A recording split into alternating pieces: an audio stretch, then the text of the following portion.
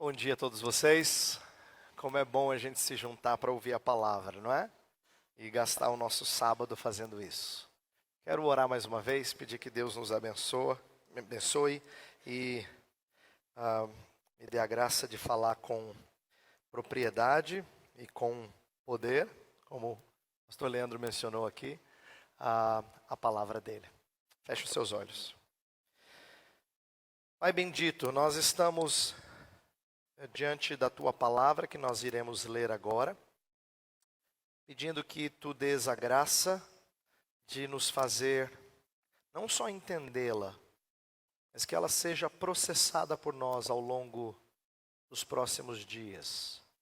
Para que essas coisas que temos ouvido não sejam apenas próprias do nosso tempo, que procura tanto conteúdo, mas não reflete sobre ele. Senhor, nós somos a geração que ouve tanta coisa sem pensar. Ouve tanta coisa, às vezes até boa, muitas vezes não boa. E não medita, não reflete, não pondera a partir de uma leitura cristã. Pedimos que o Senhor quebre com esse padrão tão comum entre os jovens de nossa igreja, de nossas igrejas. Pedimos que eles sejam jovens que gastam tempo refletindo, meditando na tua palavra. Por isso pedimos que aquilo que foi anunciado já até agora nessa conferência, o que ainda vai ser anunciado, seja alvo de reflexão, de meditação. Pedimos que essa arte seja desenvolvida em nós, seja praticada por nós mesmos. Oramos em nome de Cristo. Amém. Ok, o meu tema é sobre sofrimento. Então eu escolhi um texto de Paulo em Colossenses capítulo 1. Vou pedir para você abrir a sua Bíblia. Já ficou claro desde ontem que a proposta da nossa conferência nesse final de semana é fincar principalmente na ideia, na proposta do livro do pastor John Piper, o livro que o fez famoso.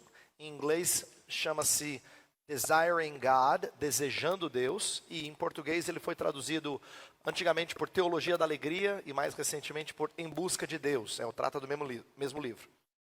E pastor Wilson, eu e os demais que vão expor durante o dia, estamos pegando capítulos ou ideias que estão naquele livro e expandindo. O que eu vou fazer aqui na exposição de Colossenses 1, tira bastante de alguns insights que eu aprendi com o Piper sobre sofrimento, mas nessa mensagem mais focada na ideia da missão que Deus dá à sua igreja, o sofrimento conectado à missão. Ele tem um livro precioso chamado Alegrem-se os Povos, e esse livro, eu creio que tem na minha opinião, o melhor capítulo é sobre o sofrimento. É o que mais me impactou, pelo menos, na leitura dele. Então eu vou usar bastante coisa que eu aprendi daquele livro, por isso estou explicitando já para vocês como é que nós estamos conectando aí com a proposta de aprender desse livro do pastor John Piper. Então, escute a leitura do texto de Colossenses 1, versos 24 a 29. Agora me alegro nos meus sofrimentos por vocês, e preencho o que resta das aflições de Cristo na minha carne, a favor do seu corpo, que é a igreja, da qual me tornei ministro de acordo com a dispensação da parte de Deus, que me foi confiada em favor de vocês, para dar pleno cumprimento à palavra de Deus. O mistério que esteve escondido durante séculos e gerações, mas que agora foi manifestado aos seus santos. A estes Deus quis dar a conhecer a riqueza da glória deste mistério entre os gentios, que é Cristo em vocês, a esperança da glória. Este Cristo nós anunciamos, advertindo a todos e ensinando a cada um em toda a sabedoria, a fim de que apresentemos cada pessoa perfeita em Cristo. É para esse fim que eu me empenho, esforçando-me o mais possível, segundo o poder de Cristo que opera poderosamente em mim.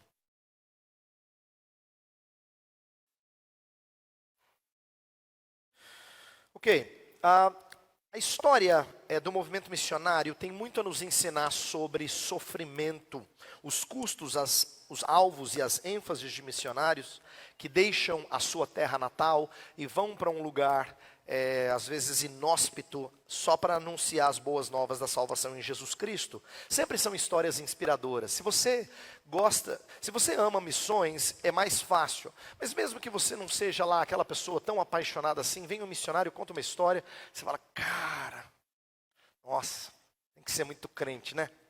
Para dar a vida para Jesus desse jeito.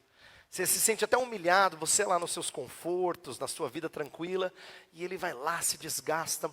Se a gente ouve histórias assim, isso só confirma de que eles estão dentro da trajetória divina na expansão do Evangelho. Bem, eu quero pegar isso para destacar que o apóstolo Paulo, no final desse primeiro capítulo aqui de Colossenses, ele fala do ministério dele. Ele está focado no ministério dele, tanto é que até então ele não usou tanto a primeira pessoa do singular, mas aqui ele fala bastante na primeira pessoa do singular, ele está focado naquilo que ele fez.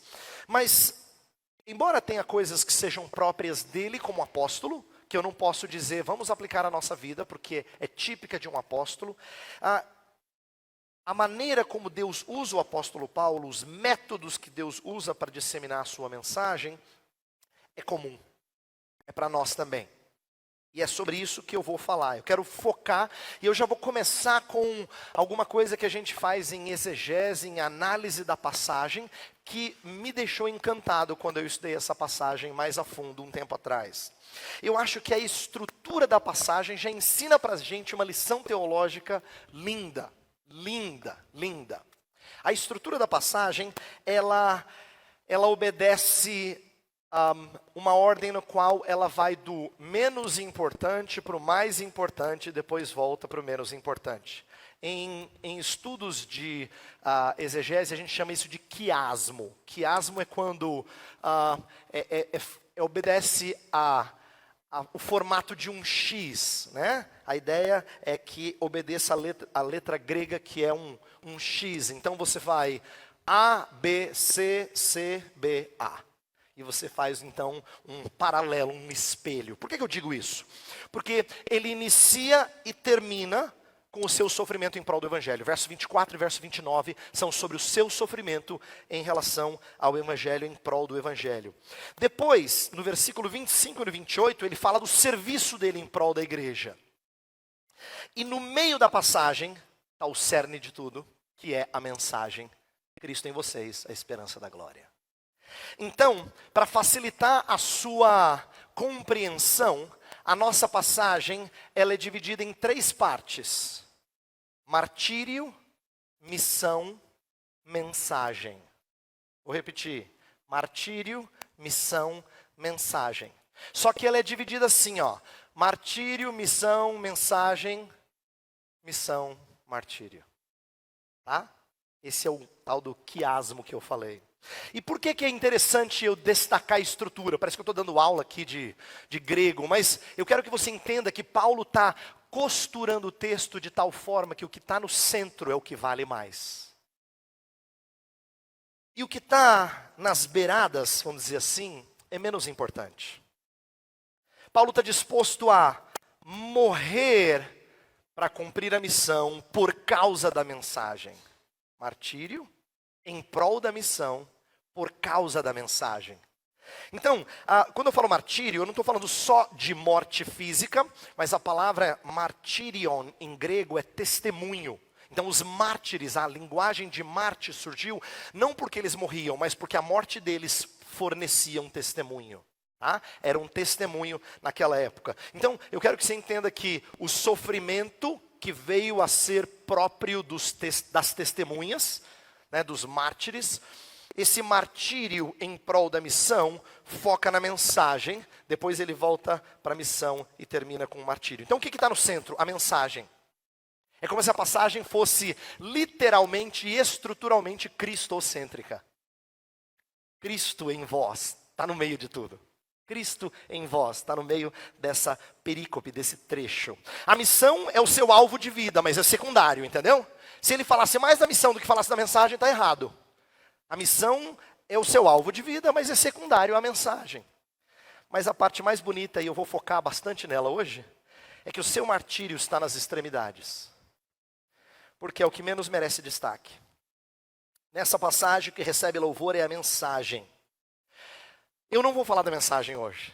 Aí você fala, ô pastor, o senhor falou que é o mais tchan e não vou falar. A mensagem é linda. Daria uma mensagem só sobre a mensagem, tá? Mas não é o foco hoje. O que eu quero destacar é que o sofrimento do apóstolo Paulo, que não foi leve, ele considera menos importante.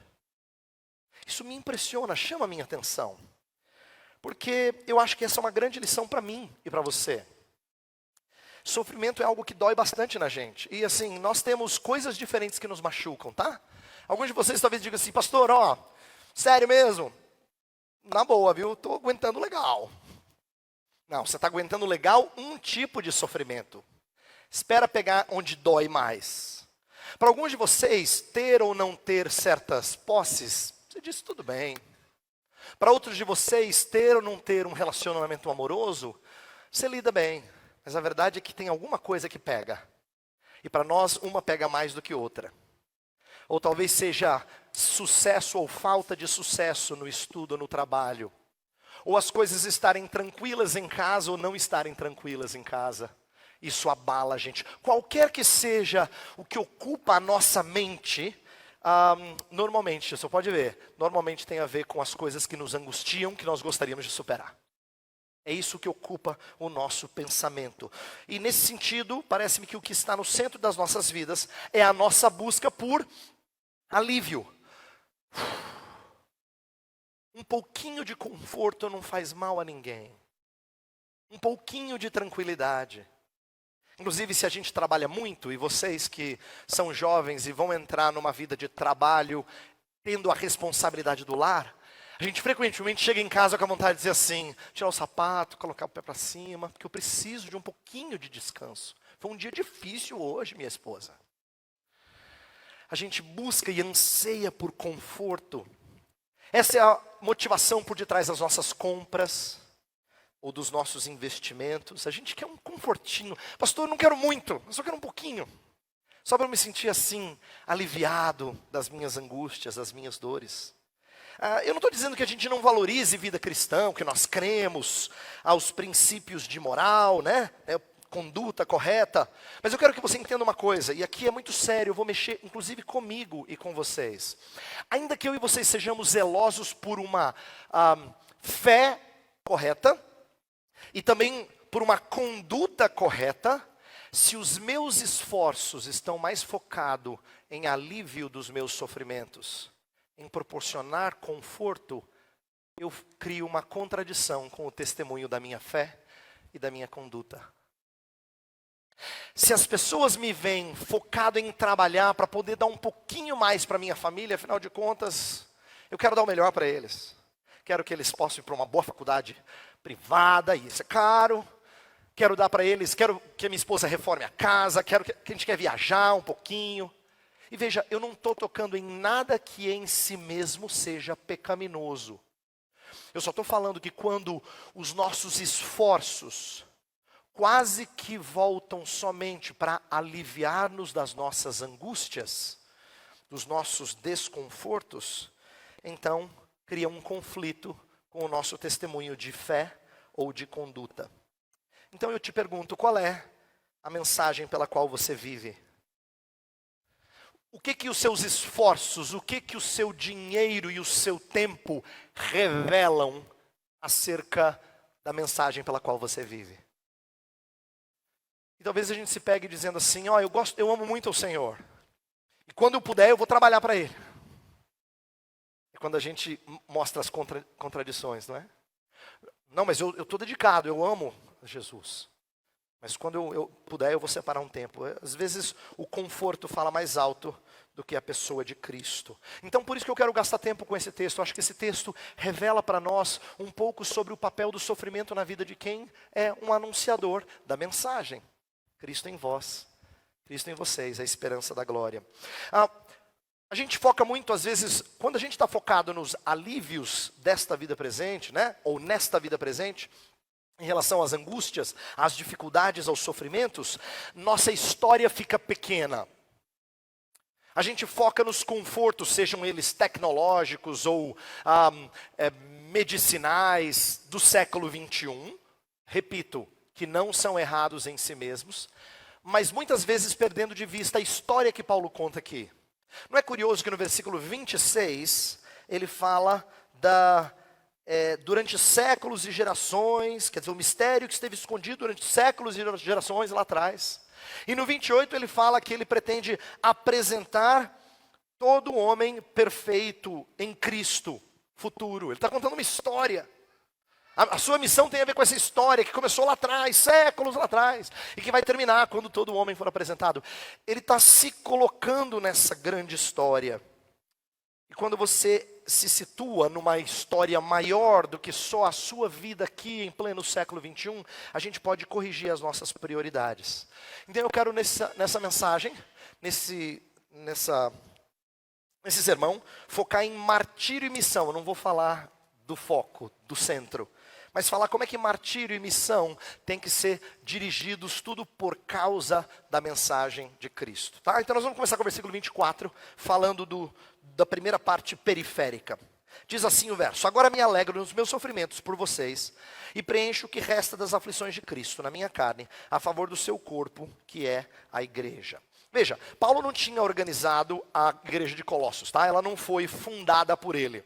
Então quando ele fala de sofrer, eu me alegro nos meus sofrimentos por vocês, não é que literalmente ele estava lá em Colossos, mas ele como um apóstolo de Cristo está sofrendo pela igreja universal, vamos dizer assim. Ele está sofrendo por causa da pregação do evangelho. Ele estava preso quando ele escreveu Colossos. Pastor Wilson falou nisso ontem à noite, né? Ele disse que essa é uma das cartas escritas da prisão.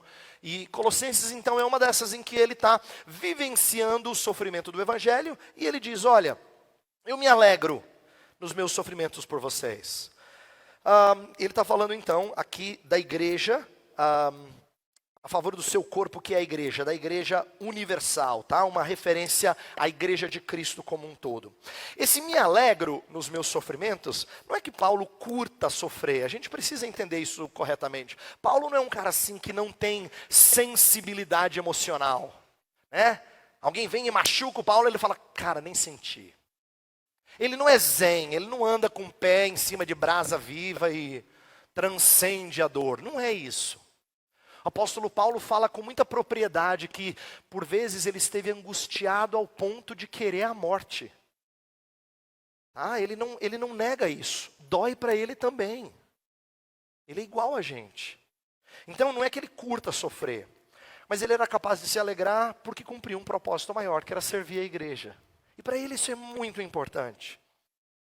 Ele que fez tanta gente sofrer por causa do nome de Cristo, quando ele foi chamado para Cristo, Jesus disse para ele que ele importava que ele sofresse, que ele entendesse o que ele proporcionara aos outros.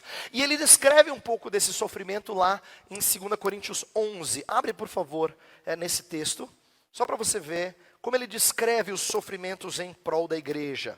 2 Coríntios 11, a partir do versículo 23. Essa é uma passagem bem conhecida, mas vale a pena a gente revisar para que isso fique bem claro. 2 Coríntios 11, a partir do verso 23, diz assim: são ministros de Cristo, falando como se estivesse fora de mim, afirmo que sou ainda mais. Em trabalhos muito mais, em prisões muito mais, em açoites sem medidas, em perigos de morte, muitas vezes. 5 vezes recebi dos judeus 40 açoites menos 1. 3 vezes fui açoitado com varas. 1 vez fui apedrejado. 3 vezes naufraguei. Fiquei 1 noite e 1 dia boiando em alto mar. Em viagens muitas vezes, em perigos de rios, em perigos de assaltantes, em perigos entre patrícios, em perigos entre gentios, em perigos na cidade, em perigos no deserto, em perigos no mar, em perigos entre falsos irmãos, em trabalhos e fadigas, em vigílias muitas vezes, em fome e sede, em jejuns muitas vezes, em frio e nudez. Além das coisas exteriores, ainda pesa sobre mim diariamente a preocupação com todas as igrejas. Esse cara tinha um currículum vitae super espetacular. Sofrimentos por Cristo dava assim 4 páginas. Assim, se ele fosse listar tudo, você fala, o currículo do cara. Mas ele não conta isso para soberba. Na verdade, ele estava sendo humilhado pelos de Corinto que falavam que eram mais apóstolos do que Paulo. Ele fala assim, se é para brincar de quem sofreu mais, então eles não têm o meu currículo. Mas essas coisas eu não estou contando para minha vanglória. O texto de Colossenses é perfeito nisso. Por quê?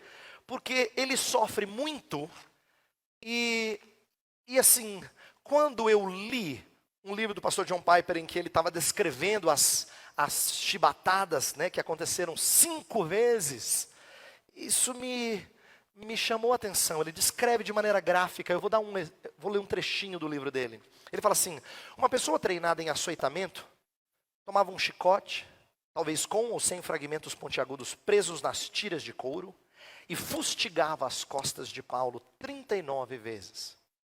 Na metade, ou mesmo antes, a pele estaria totalmente começando a se abrir e sangrar. No final, deveria haver partes do dorso de Paulo que tinham a aparência de geleia. As lacerações não eram limpas, como se feitas com a lâmina de uma navalha. A pele ficava dilacerada, o que fazia com que a cicatrização fosse lenta e provavelmente complicada por uma infecção. Naquela época, nada se sabia sobre esterilização, nem havia antissépticos. Levaria meses até que alguma peça de roupa pudesse ser usada sobre suas costas, sem causar dor. Agora, com essa visão, imagine que isso acontecesse uma segunda vez no mesmo dorso, abrindo todas as cicatrizes. E ele diz que ele experimentou isso 5 vezes. E o que mais me impressiona, esse é apenas um na lista que eu li para vocês. Um dos sofrimentos da lista que eu li. Qual é a razão de continuar a obra em meio a tanto sofrimento? Paulo diz: tudo suporto por causa dos eleitos, a fim de que alcancem a salvação. 2 Timóteo 2,10. Percebe? Toda a razão do martírio é por causa da missão. Toda a razão do martírio é por causa da missão. Então, Paulo está aqui falando que o sofrimento existe, mas ele não existe assim para você falar, uau. E se nessa mensagem que eu estou pregando, o que ficar conosco é, cara, ele sofreu pra caramba, né? Eu não comuniquei bem. Porque ele não quer dizer para você o quanto ele sofreu, para você ficar com dó dele. Dizer, meu Deus, eu acho que eu não teria coragem. Não é isso. É para dizer que esse custo, que não é pequeno, é alto, tem em vistas a missão de anunciar. Um dos trechos do de Colossenses mais difíceis de interpretar está no versículo 24 do capítulo 1. Esse trecho em que ele fala, preencha o que resta das aflições de Cristo. Essa é uma frase bastante discutida entre estudiosos. É mais fácil a gente primeiro começar dizendo o que não é, para depois a gente chegar à conclusão do que é. Certamente não é preencher o valor expiatório do sofrimento de Cristo. Isto é, Jesus Cristo não pagou na cruz uma porcentagem assim fantástica, quase total, mas aí falta um pouquinho que você vai lá e preenche para pagar os pecados das pessoas. Não é isso. Não tem nada a ver com completar o seu valor expiatório, porque isso contradiz a suficiência da obra reconciliatória de Jesus, que ele já tinha exposto no meio de Colossenses 1. Tá? Então, é bom que a gente reflita sobre a ideia de que ele completou tudo. No capítulo 2 ele fala que, pegando o escrito de dívida que era contra nós, ele cravou na cruz, ele pagou por completo. Então, certamente não é isso. É por isso que os protestantes discordaram desde o início da reforma até os dias de hoje do conceito católico de mérito, de tesouro de méritos que os santos acumulam. A ideia de que os santos têm crédito lá com Deus e aí você pode rogar os santos, porque eles pegam um pouquinho de mérito espiritual e concedem a você, e você então é atendido por Deus nas suas súplicas. Isso os protestantes disseram errado. Jesus Cristo conquistou todo o mérito, não tem mais como ninguém conquistar mérito. Então é importante que a gente entenda que o texto está falando de outra coisa, que não de adquirir mérito ou cooperar no sofrimento pelos pecados das pessoas. O que o texto está dizendo então? Ele não diz que resta qualquer coisa em ou no sofrimento expiatório de Cristo, mas acerca das tribulações pertencentes a Cristo. Pertencentes a Cristo conforme proclamado no mundo. Então, o que eu creio que o texto está dizendo, que eu acho que é a melhor explicação dessa passagem, é que Paulo está destacando o sofrimento para a edificação da igreja. O sofrimento para a edificação da igreja ainda não está completo. Isto é, no intento de espalhar o evangelho, ainda falta cumprir algum sofrimento para que a igreja seja edificada. Isso ainda resta das aflições acerca do Cristo anunciado. Então tem a ver com, de novo, com a missão, o martírio em prol da missão, o martírio focado na missão. Lembra, ontem eu mencionei uma passagem na minha mensagem, que eu vou voltar nela hoje, que faz sentido. Lembra que Jesus disse que aquele que quer segui-lo, negue-se a si mesmo, tome a sua cruz, não é? E siga. Essa passagem de tomar a cruz e seguir, é muito mal entendida, principalmente no nosso país católico, e os evangélicos se apropriaram dessa linguagem. Para muitos, carregar a cruz é sinônimo de carregar um fardo. Fala assim, rapaz, estou carregando a minha cruz. Sogra veio morar comigo, pastor. Ou coisa do tipo assim. Ou a minha cruz é essa dívida que eu não pago, que veio para mim e não fui eu que fiz, pastor. A minha cruz, não é? Minha família deixou essa dívida, eu tenho que pagar agora. Ou algum outro sofrimento qualquer. Mas não é disso que está tratando. Não é isso que Jesus quis dizer. Tomar a cruz é carregar a cruz para a morte. Tá? É carregar a cruz para a morte, é morrer. E essa é a nossa vocação. Paulo fala da graça de padecer por Cristo aos Filipenses. 1 Pedro trata excessivamente do sofrer em nome de Cristo. Então escuta o que eu vou dizer agora.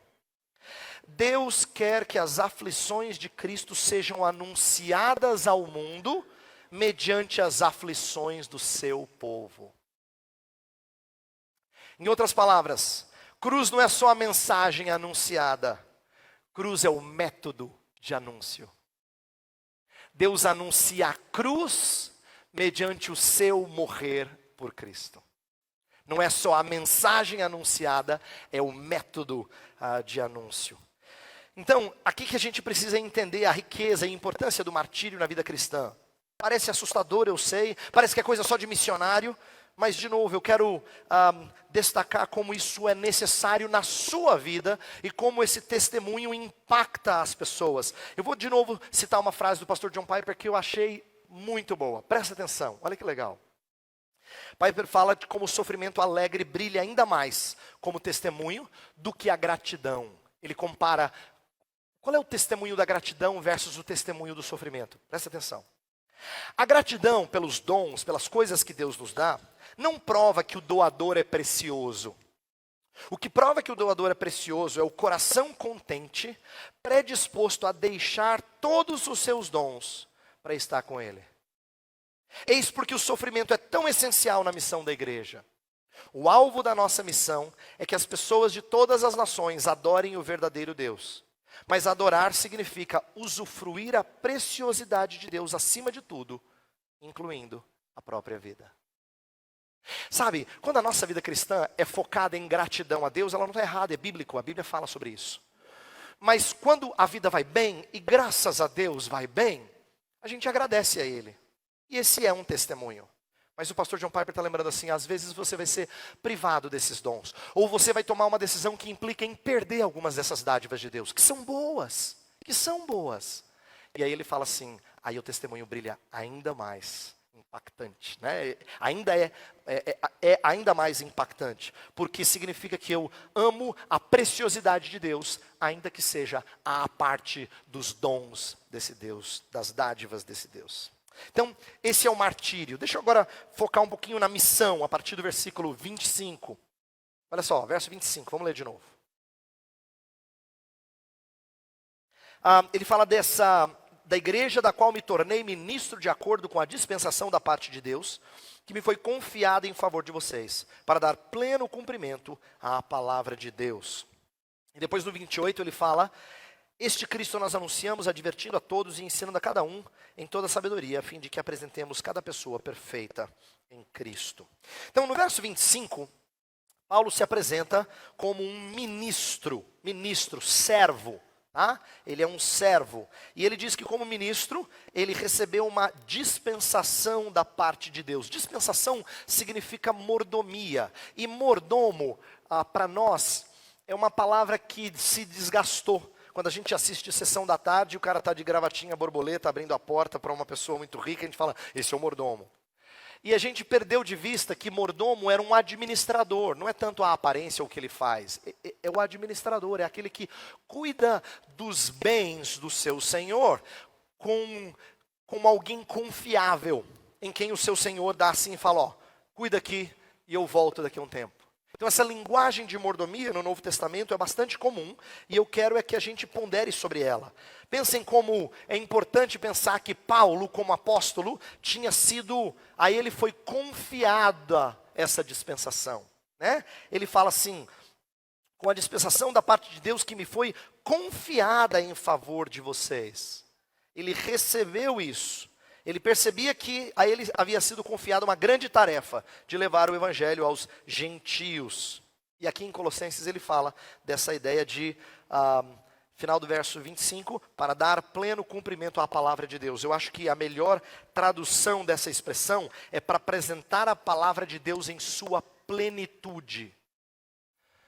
Não é pleno cumprimento da palavra, mas a palavra em sua plenitude. Eu acho que essa é a maneira mais adequada de traduzir esse texto. E eu quero tirar algumas lições desse verso 25. Primeira coisa, essa mordomia que Paulo diz que ele tem, se existem algumas coisas particulares do apóstolo, existem coisas aplicáveis a todo crente.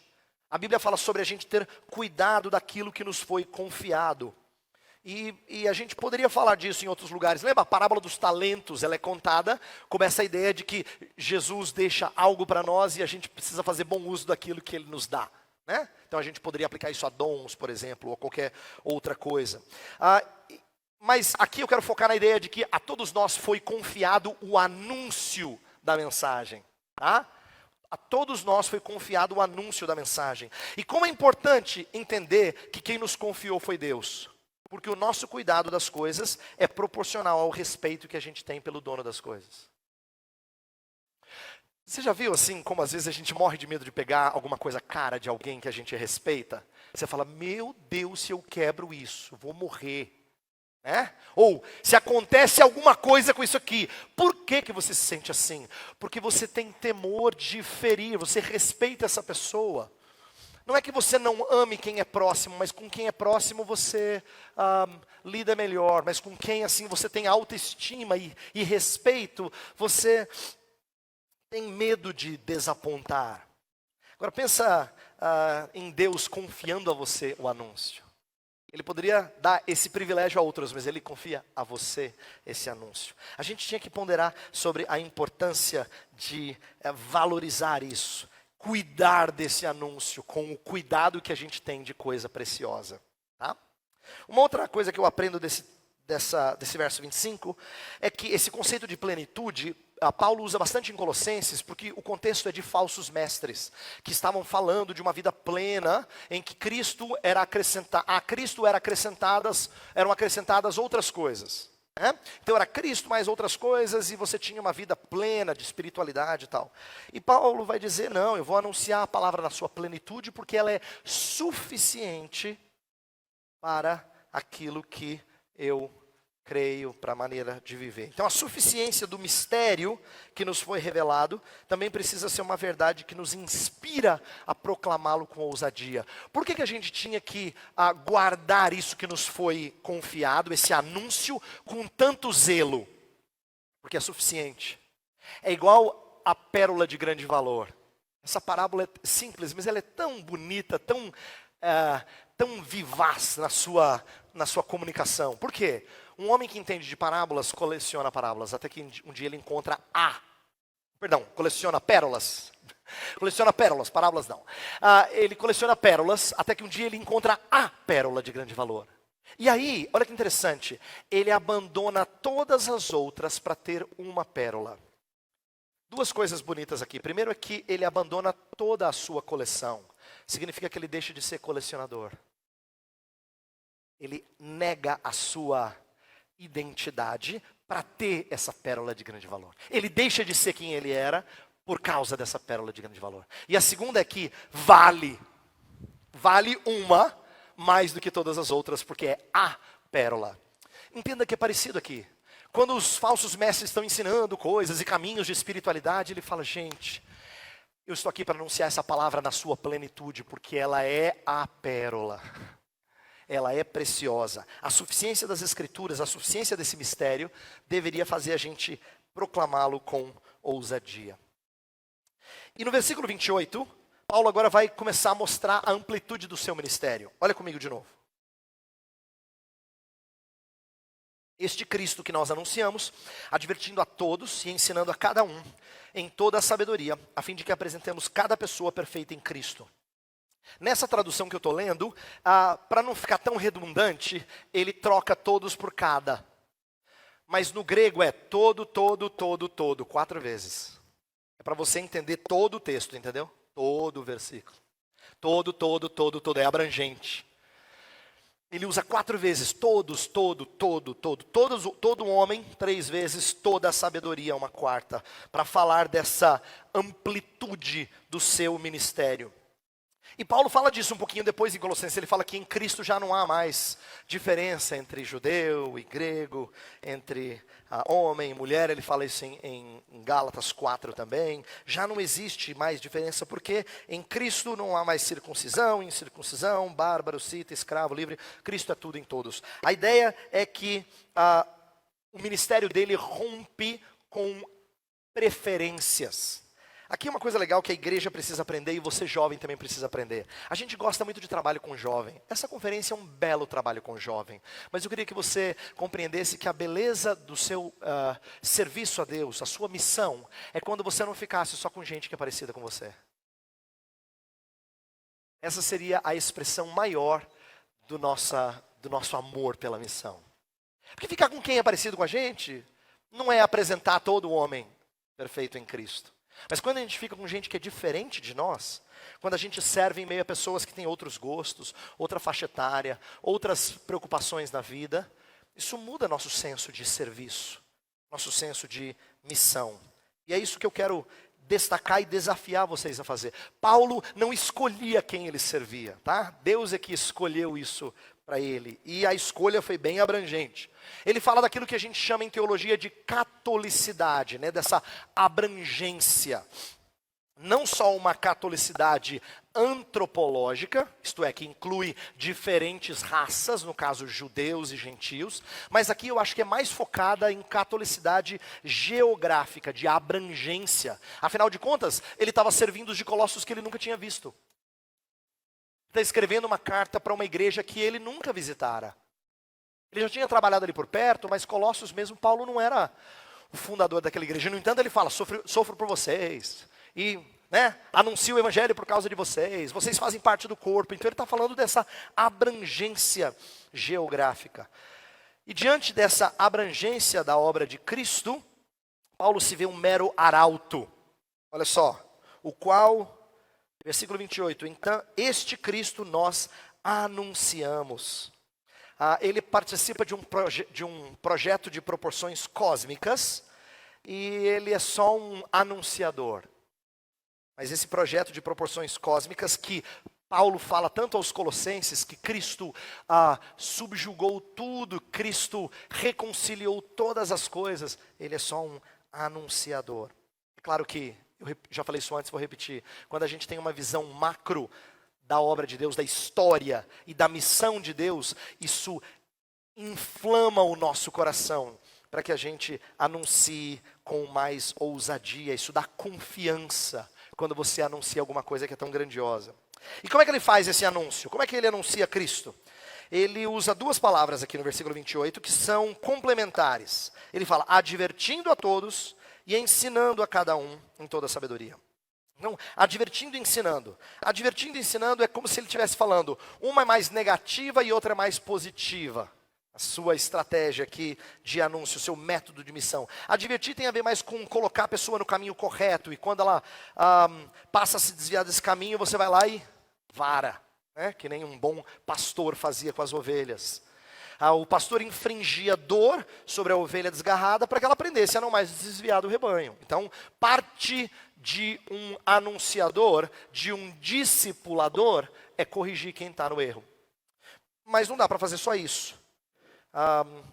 Existe também o lado positivo do ministério dele de instruir, de ensinar, que é doce, que é gostoso, que é levar alimento para a ovelha, que é levá-la para pastos verdejantes, para águas tranquilas. Isso é muito bom. Mas entenda como é necessário a gente equilibrar as duas coisas. A gente aprender a ferir quando necessário, usando a lei de Deus, evidenciando o pecado na vida da pessoa, mas também trazer o bálsamo do Evangelho que nos sara e nos faz amar mais o Senhor da glória. E isso aqui que Paulo está fazendo não é só de Paulo, entenda bem, ele aprendeu do Senhor Jesus. Certa vez o pastor Tim Keller me ensinou uma coisa muito interessante que até então eu nunca tinha aprendido, até ler um dos livros dele. Ele fala assim, você já percebeu que João apresenta o ministério de Jesus com equilíbrio entre verdade e graça? Vimos a sua glória, glória como do unigênito do Pai, não é?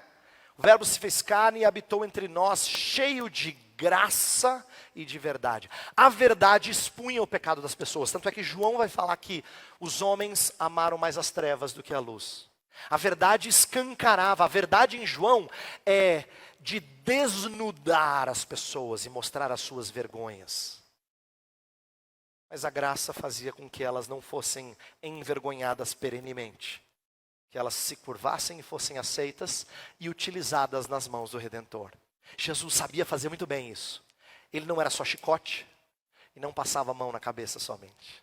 Ele era cheio de graça e cheio de verdade.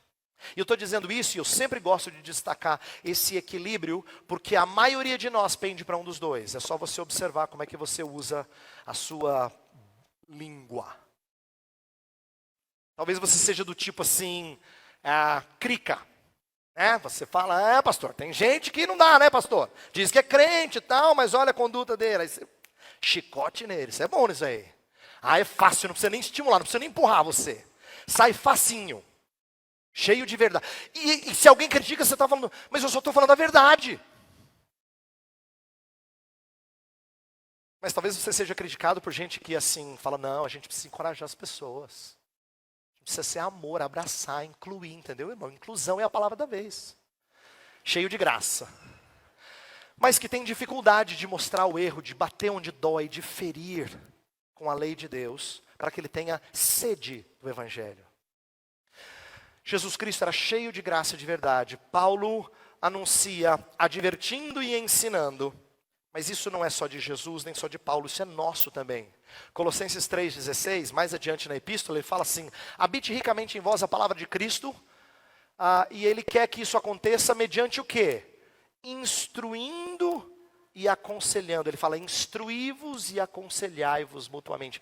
Ele usa a mesma ideia de equilíbrio, que precisa ser um e outro, ele fala isso para todos nós. Então, é nosso papel de cada membro da igreja, ser alguém que sabe corrigir, ao mesmo tempo que encorajar com o evangelho que perdoa e restaura. E o objetivo final da missão é apresentar homens maduros. Versículo 28 diz assim, a fim de que apresentemos cada pessoa perfeita em Cristo. O perfeito aqui é de maduro, é de alguém que chegou no alvo. Ele atingiu a perfeita varonilidade de Cristo, como fala em Efésios 4. Esse é o objetivo. Sabe o que eu acho bonito nessa expressão de Paulo? É porque 6 versos antes, no versículo 22, ele fala que o propósito da obra de Jesus Cristo é apresentar os homens santos, inculpáveis. E agora ele fala assim que o propósito dele é apresentar todo homem perfeito. Não é que Paulo está dando uma ajudinha para a obra de Cristo, lembra? A gente já corrigiu isso. Paulo é um anunciador daquilo que Cristo faz. Cristo é quem cria homens perfeitos. Paulo apenas os traz à luz. Apenas faz com que eles amadureçam mediante o seu ministério. E, novamente, isso aqui também é uma tarefa nossa. Eu estou falando aqui prioritariamente a um grupo de jovens. E eu não quero que você tenha a impressão de que por ser jovem, você necessariamente não é maduro. Não é isso que eu estou falando. É possível que você seja maduro. Inclusive, Paulo encoraja o Timóteo, que é jovem, a tornar-se padrão dos fiéis, a mostrar maturidade. Mas se por um lado, eu estou falando a vocês que vocês podem ser maduros, eu também não quero que vocês tenham a presunção de que o são. Quando a gente acha que a gente entendeu teologia, fui na conferência lá na Segunda Igreja Batista, entendi tudo de teologia, vou agora arrebentar lá. A gente fica soberbo. E soberba é coisa de gente neófita. Tá? Soberba é coisa de gente neófita, principalmente. Não somente, mas principalmente. Então, eu estou exortando vocês a descansarem no fato de que o nosso objetivo é maturidade. E se nós não formos presunçosos, nós estaremos no caminho de maturidade, mas a gente não vai chegar lá para poder ajudar outros a chegarem lá. Essa é uma coisa quase maluca que o nosso Salvador faz. Ele quer que a gente seja maduro, mas não é verdade que a gente chegou lá para a gente ministrar, para a gente servir outros. Ele pega a gente no caminho, levando gente no caminho. Ele faz gente ainda imperfeita conduzir outras pessoas imperfeitas. E isso é bonito porque tira de nós qualquer senso de desculpa ou de medo quando a gente fala assim, pastor, eu gostaria muito de fazer, mas eu me acho tão cru. Eu queria sim um curso de evangelização, discipulado. A gente adora cursos. Porque curso parece que enche o nosso currículo. A gente vai ficar melhor. No final do curso você está a mesma coisa, cara. Você aprendeu umas técnicazinhas aqui, a colar, mas está igual. Entendeu? Porque nós continuamos a ter temor de fazer certas coisas. Pensa bem, a maioria de nós faz parte de igrejas em que a gente está mais focado em programações para nós, jovens, do que em tocar um trabalho. Todos vocês aqui são, ou a grande maioria dos que estão aqui, eu acho, são adultos perante a lei. Por que a gente não pensa na possibilidade de tocar um trabalho, uma congregação? Por que isso é coisa só de quem é mais velho? A gente está focado em programação para o nosso umbigo. Ó. A gente esqueceu de que nós somos ministros, que anunciamos, que nos voltamos para as coisas do Senhor. Não presunçosos de que nós já atingimos a maturidade, mas caminhando para lá. Não que eu tenha atingido, Paulo falou, mas prossigo para o alvo. Para o prêmio da soberana vocação que está em Cristo. Eu quero exortar vocês a fazer isso. E termino com o verso 29, que de novo é martírio. Lembra que eu falei? Martírio, missão, mensagem, que a gente pulou hoje. Depois missão de novo e martírio. Então, é como se o martírio fosse só o pão do sanduíche. Ninguém fala assim, rapaz, a carne estava horrorosa. O alface, o queijo, ruim demais. O tomate, mas o pão, rapaz do céu. Eu joguei tudo fora e comi só o pão. Então, você foi no lugar errado comer sanduíche. Não é? Você não está escolhendo onde você come o seu bom sanduíche. Se você come o sanduíche desse jeito, então você é meio, Ninguém fala assim. Não é que o pão é só assim, é só para você segurar aquela carne deliciosa. Ou aquele queijo derretido assim. É só para você segurar. É a ocasião para facilitar você comer o que é mais saboroso. Eu acho interessante que Paulo sofreu tanto. É só pão, cara. Só pão. A carne mesmo é outra coisa do texto. A carne é outra coisa. E ele termina falando do martírio dele de novo, versículo 29. É para esse fim que eu me empenho, esforçando-me o mais possível, segundo o poder de Cristo que opera poderosamente em mim. Ele volta ao tema do seu sofrimento, decorrente da missão. Ele usa duas palavras aqui que dizem respeito, uma, a ideia de cansaço decorrente, ou da fadiga decorrente da batalha. Ele fala, eu me empenho. Empenho aqui é a palavra kopio, que tem a ver com trabalho, mas também com cansaço decorrente de uma luta. E depois ele fala, esforçando-me o mais possível. E esforçando é a linguagem de um atleta, tá? Uma linguagem de quem está na arena, batalhando ou talvez competindo numa corrida, num estádio.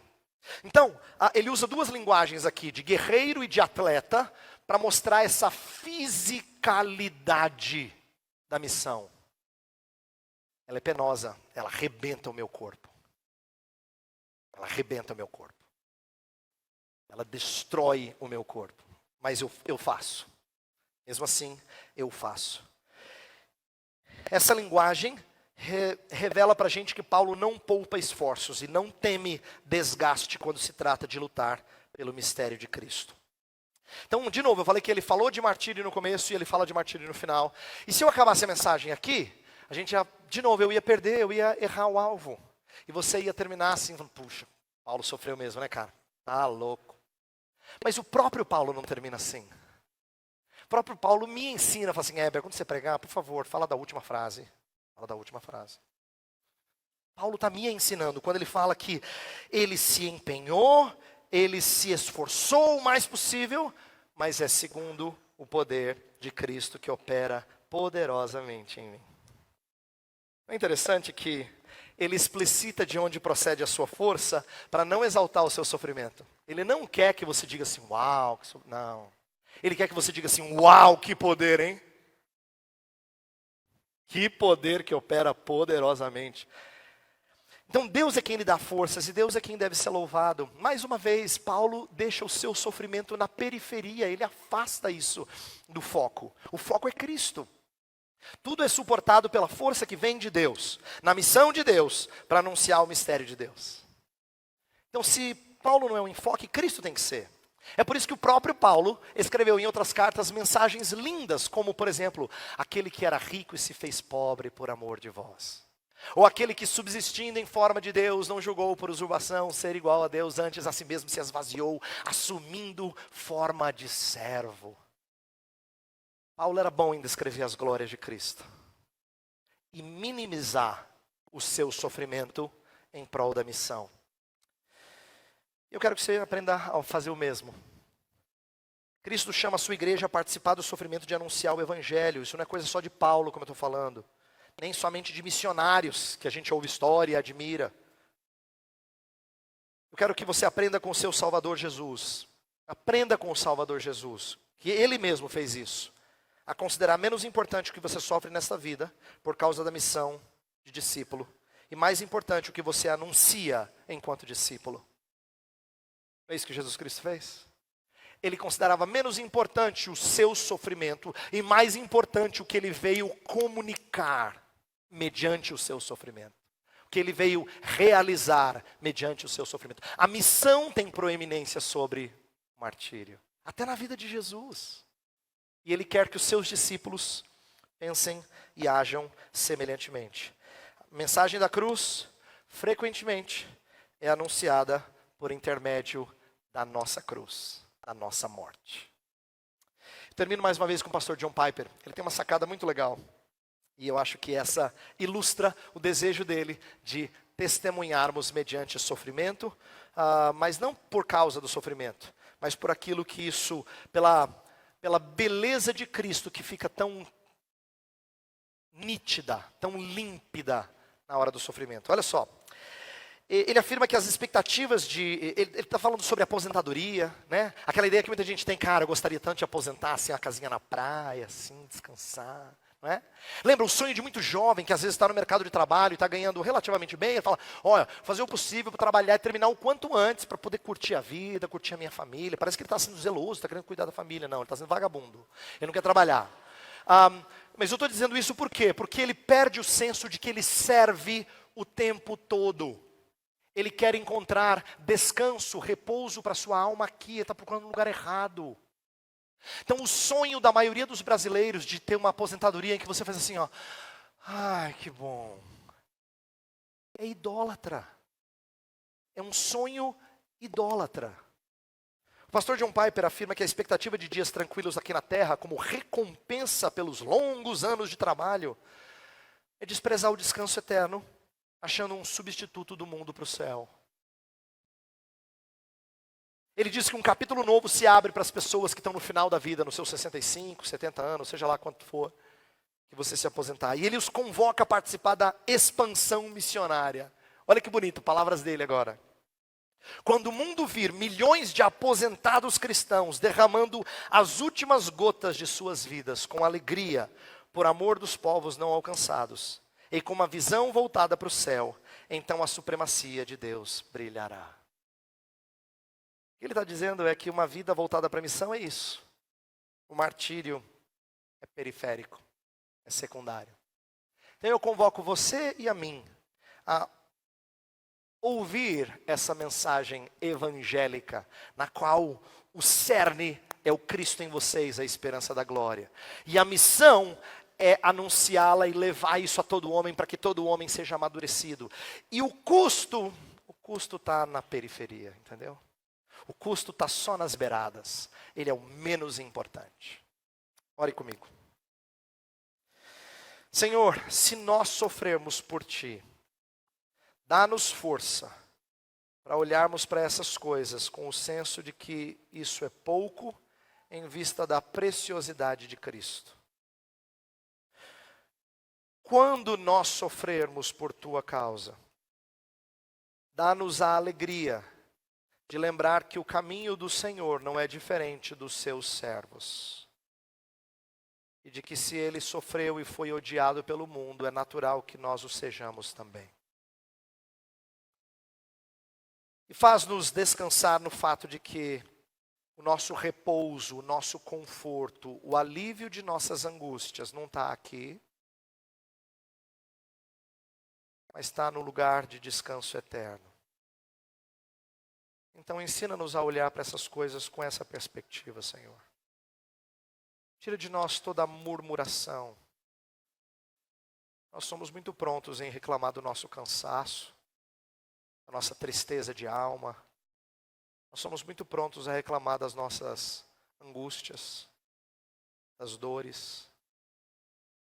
E temos nos esquecido de que o Senhor nos conforta o suficiente para que continuemos focados na missão em prol da mensagem. Então tira de nós senso de autocomiseração, Senhor. Tira esse senso de nós de ter piedade de nós mesmos. E ajuda-nos a curtir as alegrias e os confortos dessa vida sem colocar o coração nelas. De tal forma que se o Senhor as tirar de nós, isso não seja a nossa tristeza, a nossa perdição, a nossa frustração. Que o Senhor nos ensine a viver contente em toda e qualquer situação. Pedimos essas coisas não pelo sofrimento em si, mas por causa da missão, em prol da mensagem. Em nome de Jesus. Amém.